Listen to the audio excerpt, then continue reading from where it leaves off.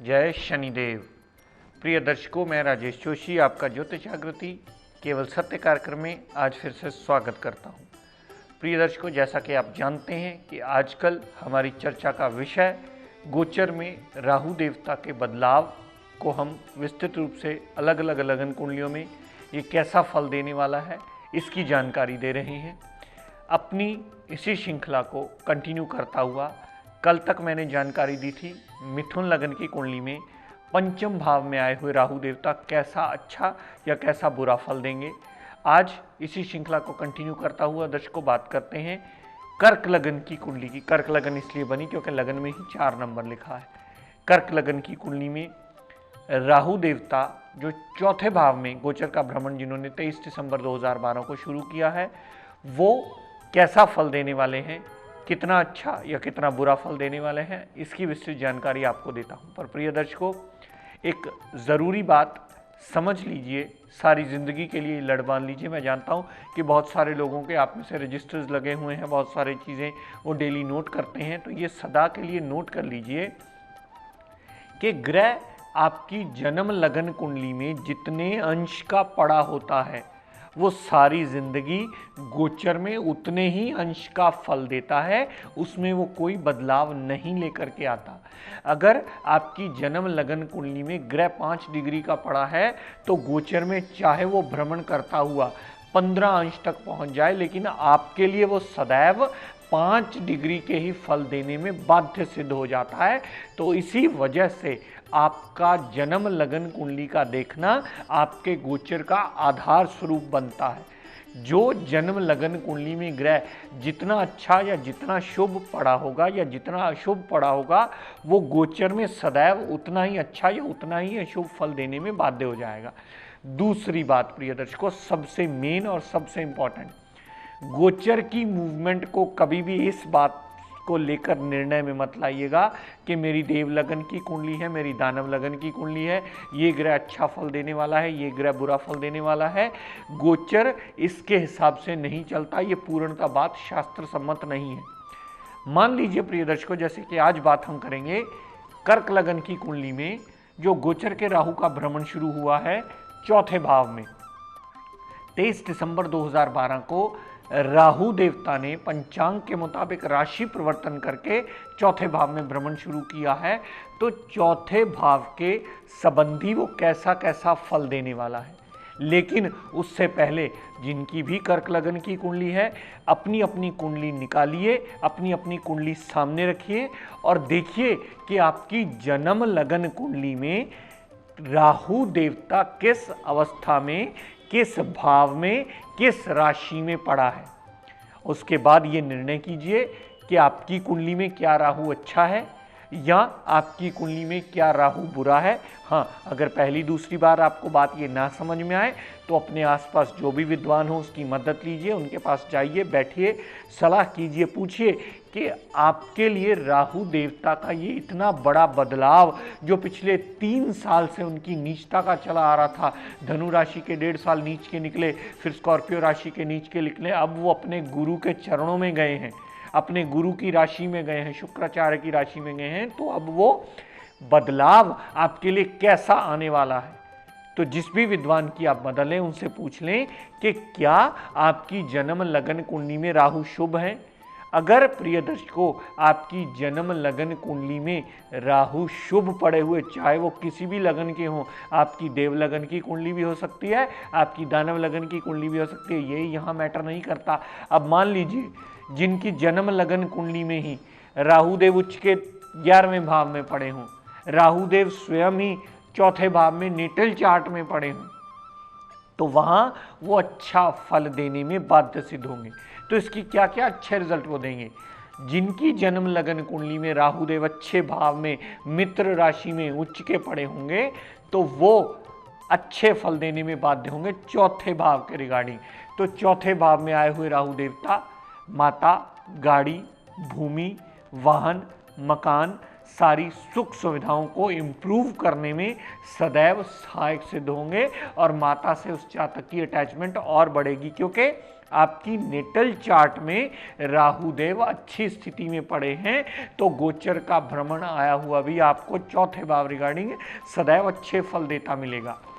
यहां से राहु देव ने जितनी दृष्टि आठवें भाव पर डाली, आठवें भाव पर डाली हुई दृष्टि राहु देवता की आपकी ऑब्स्टेकल्स को आपके हार्डवर्क से दूर करने में सहायक होगी। आपका जितना किया हुआ हार्डवर्क होगा आपको उतना पूर्ण फल देने के काबिल होगा। आपकी टेंशन, डिप्रेशन, एंग्जाइटी को दूर करके आपके लिए अष्टम भाव संबंधी भी पूर्ण पॉजिटिव रिजल्ट देंगे। आपकी ऑब्स्टेकल्स को दूर करके आपके लिए मददगार सिद्ध होंगे। यहां से राहु देव ने जितनी दृष्टि कामकाज पर डाली तो कामकाज संबंधी पूर्णतः पॉजिटिव रिजल्ट देंगे। रुके हुए काम भी निकलेंगे, काम में एडिशन भी होगा, कामकाज में बढ़ोतरी करके आपके कामकाज में नया रास्ता मिलने का योग भी बनता है। यहां से राहु देव ने जितनी दृष्टि 12वें भाव पर डाली प्रिय दर्शकों, 12वें भाव पर डाली हुई दृष्टि विदेशों से भी लाभ होगा। अस्पताल का खर्चा अगर चला आ रहा हो लंबे समय तो वो भी बंद होने का रास्ता खुलेगा। आपका कोई भी लटका हुआ पुराना काम होगा विदेश यात्रा जाने का, वहाँ पर जाकर के भी आप अपना जीवन यापन अच्छी तरह से सेटल कर लेंगे। यहाँ एक्सपोर्ट का काम करने वाले हैं जो, उनके लिए सदैव इस बात की उनको मदद मिलेगी कि 12वें भाव पर राहु की डाली हुई दृष्टि एक्सपोर्ट के काम में एडवांटेज देगी। ये सब किनके लिए होगा प्रिय दर्शकों? जिनके राहु देवता इस जन्म लगन कुंडली में अच्छे भाव में या मित्र राशि में पड़े हैं। ये दो कंडीशन याद रख लीजिएगा, अच्छे भाव में होना और अपनी अति मित्र राशि में होना, तब वो आपको सदैव अच्छा फल देते मिलेंगे चौथे भाव में आए हुए। लेकिन प्रिय दर्शकों, अब इससे विपरीत जिनके जन्म लगन कुंडली में अशुभ पड़े हो, मान लो लगन में पड़े हो, नवम भाव में पड़े हो, पंचम भाव में पड़े हो, दशम भाव में पड़े हो, द्वादश में पड़े हो, दूसरे भाव में पड़े हो, यानी या तो वो शत्रु राशि के पड़े हो या वो अशुभ भाव में पड़े हो, यानी मित्र भाव में ना होकर अशुभ राशियों में यानी अपनी शत्रु राशि में पड़े हो, तो वो सदैव आपको चौथे भाव संबंधी अशुभता के फल देंगे। वो क्या अशुभता के फल देंगे प्रिय दर्शकों? क्योंकि शनिदेव तो पहले ही तुला राशि में विराजमान हो चुके हैं, अपना गोचर का भ्रमण 5 अगस्त से शुरू कर चुके हैं, और साथ में यहाँ राहु का आना जिनकी नेटल चार्ट में खराब होगा उनके लिए, जिनकी जन्म लगन कुंडली में अशुभ राहु पड़े होंगे उनके लिए चौथे भाव में आए हुए पूर्णता अशुभता के फल देते मिलेंगे। चौथे भाव संबंधी माता से प्रॉब्लम्स, माता की हेल्थ को प्रॉब्लम, गाड़ी, भूमि, वाहन, मकान अगर लेने वाला हुआ उसमें डिले होगा, उसमें पूर्णतः ऑब्स्टेकल्स आएंगे। आपकी छोटी मोटी अगर गाड़ी भी लेने वाली हुई उसमें भी कभी आपके कागज़ पूरे नहीं होंगे, कभी बैंक ने लोन पूरा टाइम पे सैंक्शन नहीं किया, कभी कोई कागज़ की कमी आ गई, तो अननेसेसरी ऑब्स्टेकल्स देते मिलेंगे। जिनकी ज़मीन लेने वाली हुई तो कभी आपको ज़मीन पसंद नहीं आई, कभी अगला देने वाला मुकर गया, यहाँ तक का कभी कभार आपका बयाना भी होकर के वापस हो सकता है, क्योंकि राहु देव चौथे भाव में आए हुए अटकल देंगे, क्योंकि आपकी जन्म लगन कुंडली में वो नेगेटिव पड़े। तो यहां से राहु देव ने जितनी दृष्टि 8वें भाव पर डाली तो हर बात में फजूल की ऑब्स्टेकल खड़ी होना, हर बात में फजूल की टेंशन होना, हर काम भागदौड़ से होना, हर काम ज़रूरत से ज़्यादा डिले होना, और आपको टेंशन, डिप्रेशन तक की हालत में भी ये राहु देव ले जा सकते हैं अगर आपकी जन्म लगन कुंडली में नेगेटिव पड़े हों। तो यहाँ से जितनी दृष्टि राहु ने दशम भाव पर डाली तो दशम भाव पर डाली हुई दृष्टि पूर्णता अशुभता के फल देगी। चलता हुआ कामकाज भी रुकेगा, कामकाज में ऑब्स्टेकल्स भी आएंगी, कामकाज डिले भी होगा, आप कामकाज बढ़ोतरी करना चाहेंगे लेकिन कामकाज चलता हुआ भी आपको ऑब्स्टेकल्स देना शुरू कर देगा।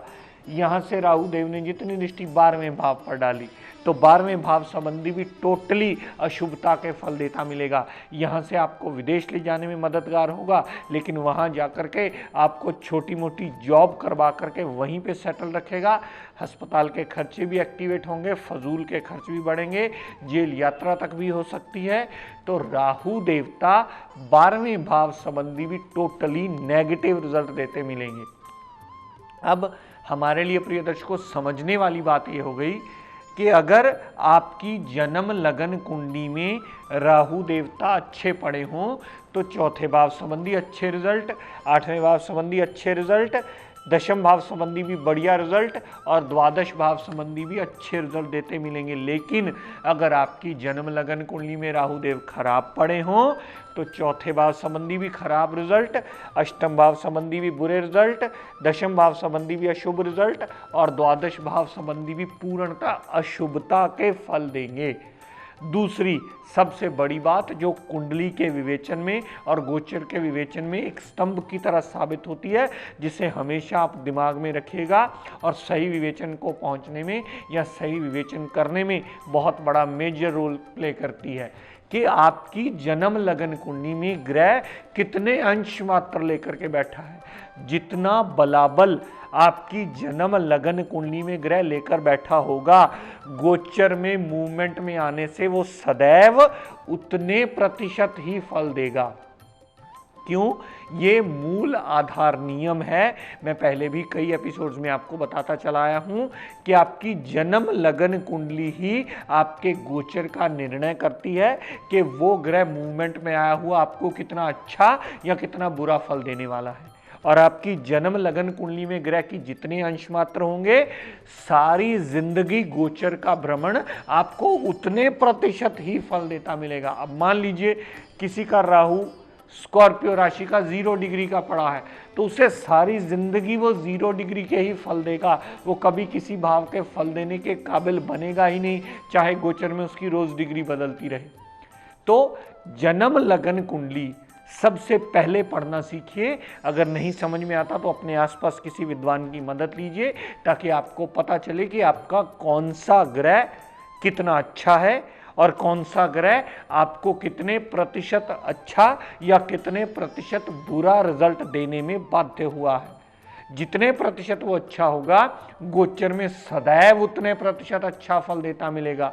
जितने प्रतिशत वो बुरा होगा, सदैव गोचर में उतने प्रतिशत बुरे रिजल्ट देता मिलेगा। इस बात को अगर आप लड़ बांध लेते हैं तो विवेचन करने में बहुत बड़ी आसानी रहेगी। क्योंकि अक्सर हम गलतियां ये करते हैं कि गोचर को एक ही तरीके से डिफाइन करते हैं, अब तो ये चौथे भाव में आ गया, अब तो ये नेगेटिव ही होगा। अरे भाई, अगर जन्म लगन कुंडली में पॉजिटिव पड़ा होगा तो इतना सुंदर योग है कि आपको रिजल्ट पॉजिटिव देने में भी सक्षम होगा। और शनि राहु का योग यहाँ आया हुआ बहुत अच्छा फल भी दे सकता है, क्योंकि हो सकता है किसी की कर्क लगन की कुंडली हो और शनिदेव 6, 8, 12 में ही पड़े होकर विपरीत राजयोग में आकर अच्छा फल देने में बाध्य सिद्ध हो, और राहु यहाँ उच्च के पड़े होने से कुंडली में दोनों ही ग्रह अगर अच्छा फल देने में बाध्य सिद्ध हुए तो दोनों का गोचर आया चौथे भाव में, आपका बेड़ा पार लगाने में बहुत बड़ा मेजर रोल प्ले करेगा। ये इवेंट बहुत लंबे समय बाद हैपन हुआ है और ये बहुत अच्छे तरीके से इसको अगर सही ढंग से यूटिलाइज कर लेते हैं, क्योंकि ये डरने का विषय नहीं है कि ये पता नहीं दोनों जुड़ गए हैं तो क्या हुआ, डिक्लेयर कर दिया जाए, पता नहीं दोनों ये कौन सा योग बन गया। ऐसा कुछ नहीं होता प्रिय दर्शकों। अपनी जन्म लगन कुंडली के आधार पर ही आप ये निर्णय कीजिए कि इन दोनों की युति जो अपने गुरु के घर में आई है, क्या वो आपके लिए शुभ है या अशुभ। हो सकता है एक ग्रह आपके लिए, हो सकता है शनि आपके लिए शुभ फलकारी हो और राहु आपके लिए नेगेटिव हो सकता है नेगेटिव राहु ना हो, शनिदेव नेगेटिव हो। तो अपनी जन्म लगन कुंडली को आधार बनाइए गोचर का, ताकि विवेचन करने में सही तरीका, सही ढंग आपको आ जाए और इस विद्या को आप सही दिशा में समझने लग जाएं। तो प्रिय दर्शकों, आज का टिप ऑफ द डे देता हूं, नोट कर लीजिए। अगर राहु केतु शनिदेव की पीड़ा बहुत ज़्यादा सता रही हो तो आप शनिवार को किसी भी 4th क्लास एम्प्लॉय को या मंदिर गुरुद्वारे के बाहर बैठे बैगर को, किसी को भी अगर कोई भी झाड़ू, चाहे वो तीलों वाला हो चाहे दूसरा हो, अगर झाड़ू लेकर के दे देते हो तो वो सदैव आपको शनि राहु की पीड़ा से बचने का रास्ता देगा। तो प्रिय दर्शकों, आज अपनी वाणी को यहीं विराम देता हुआ हम सब के लिए मंगल कामना करता हुआ शनिदेव से ये प्रार्थना करता हूँ कि हे शनिदेव हम सब पर अपनी कृपा दृष्टि दया दृष्टि सदैव बनाए रखें। जय शनिदेव।